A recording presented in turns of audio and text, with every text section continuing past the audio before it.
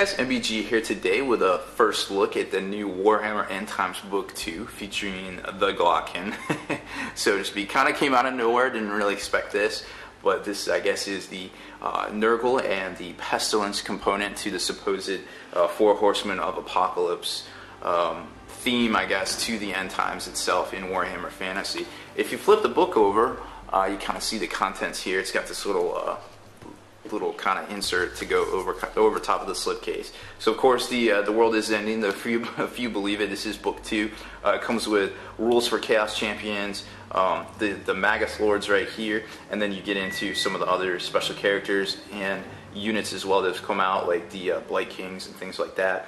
And it also comes with rules for the new Festus the Leech Lord and the Emperor Karl Franz Ascendant, because he was struck down in the last book when he was fighting against the forces of the chaos as well. So it's kind of interesting to see that they're kind of progressing a storyline just in 2 books all of a sudden. So kind of neat stuff there.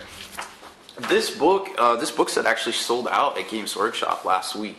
So it's a lot of people didn't get a chance to get it. It's just a normal format. It's the 2-book slipcase. They're both two different books here. They're both the size of about a normal Warhammer 40k or Warhammer Fantasy Army book / codex, depending on which one you play.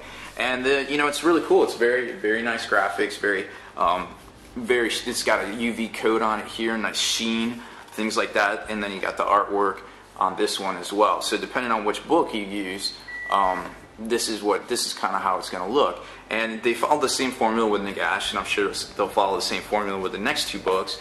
But it's always interesting to see, exactly how they do things and, what maybe we can expect next. So book 1 right here is following the same pattern as the last one, as Nagash, is all your fluff, basically your stories. And it doesn't quite dive right into it to set the scene like the Nagash book did. But this one still, paints a bad picture for the state of the Empire and the realms of man and their fragile alliance. So we've got all of that in here, where basically, we'll just flip through it. If you haven't seen a lot of the artwork that they've previewed on Black Library and Games Workshop site, I mean, it's fantastic stuff. That picture right there has been seen.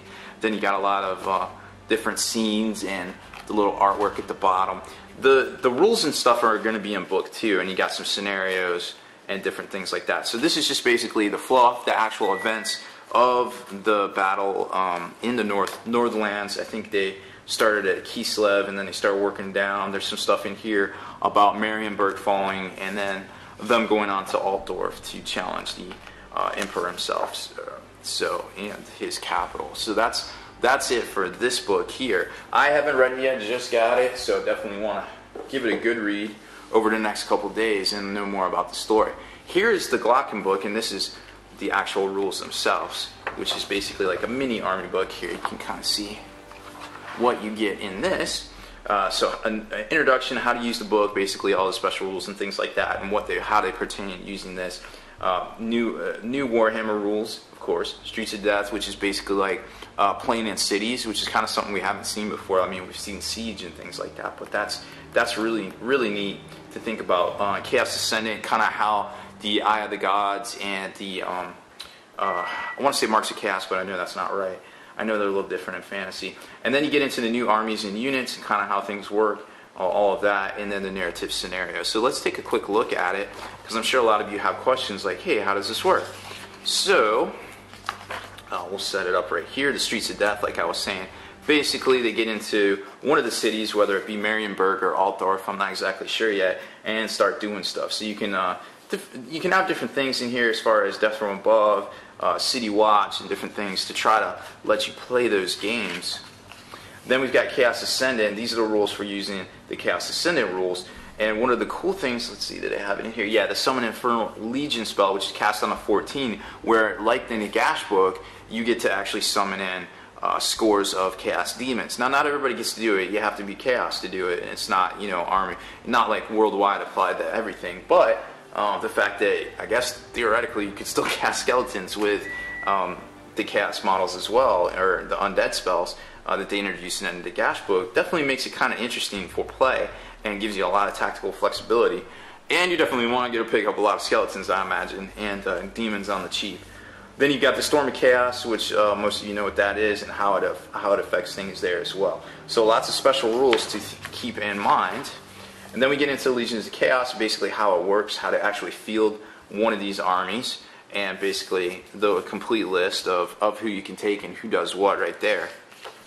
Then we get into a lot of different special rules, which honestly you're probably just going to need to read these in the book to kind of master.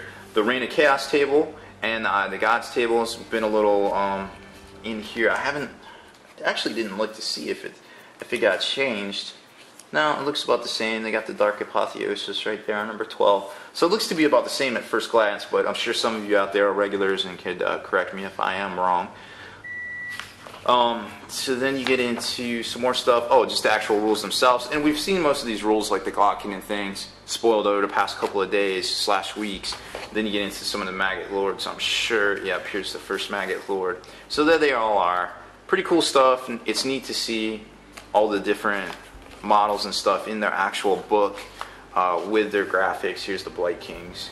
So it's, you know, it's always nice to get the White Dwarf, get the rules and things like that, but it's also nice to have the actual book to be like, I want to play this. And look at these graphics. They started doing this in 40K as well, not the full color, but it's really nice to see. And there's Gut Rot as well. So these are all rules that we've seen in the past. Oh, Festus Empowered, we haven't seen him yet, but there he is. And that means Karl Franz is right behind him. So here's Karl Franz's new rules as well for the Emperor Ascendant.